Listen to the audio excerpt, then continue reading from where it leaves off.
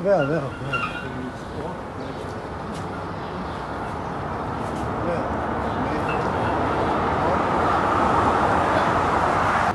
Латвія є країною, яка перша після України визнала депортацію 1944 року геноцидом. Парламент Латвії, Сейм, схвалив таке рішення. І дійсно ми кожного року тут проводимо таку церемонію на 18 травня.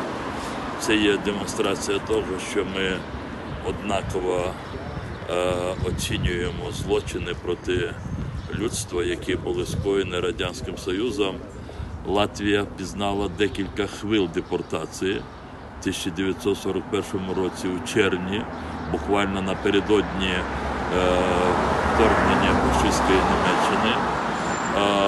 Потім в 1948, 49, 51 роках 65 тисяч, як мінімум, латишів були депортовані в Сибір, до Уралу. Отже, це спільна така біль і дійсно, як сказав пан посол, злочини проти людства, ті, хто скоїв геноциди, вони мають бути покарані. Безкарність, вона приводить до того, що ці злочини повторюються.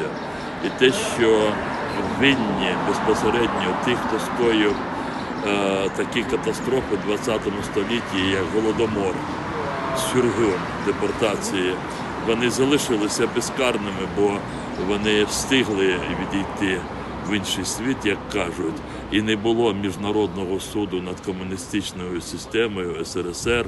Це говорить і це привело до того, що в 2022 році, а вірніше 2014 році, знову той центр, який є сьогодні столицею Росії, той центр, який давав накази про депортацію кримських татар, він вже дав наказ знищити українську державу і українську націю. Тому ця акція, вона спрямована на те, що ми хочемо, щоб люди усвідомили, всі винні за скоєні злочини мають бути покарані. Вспоминая те трагические события, скажем так, 1944 года, которые состоялись, которые советская власть,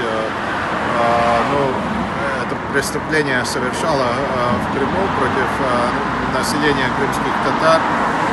Нам это очень близко к сердцу, нам это все очень понятно, потому что очень подобные преступления были совершены советской властью в Латвии, в оккупированной Латвии. И, конечно, наши чувства, наше сочувствие и понимание все время будет вместе с крымско-татарским народом. Но это взаимные чувства, конечно, и мы стоим единым фронтом против тех советских преступлений, которые, между прочим, Россия не осудила никогда. И этот суд еще впереди нас ожидает. И, конечно, мы тоже будем участвовать в этом процессе. И сегодня мы со всех сил, это одна из причин, почему сегодня мы изо всех сил поддерживаем Украину. Латвия как страна поддерживает Украину, поддерживает людей Украины. И надеемся, что как можно быстрее Крым будет свободным, и люди смогут возвратиться домой и как-то обустроить нормальную жизнь там.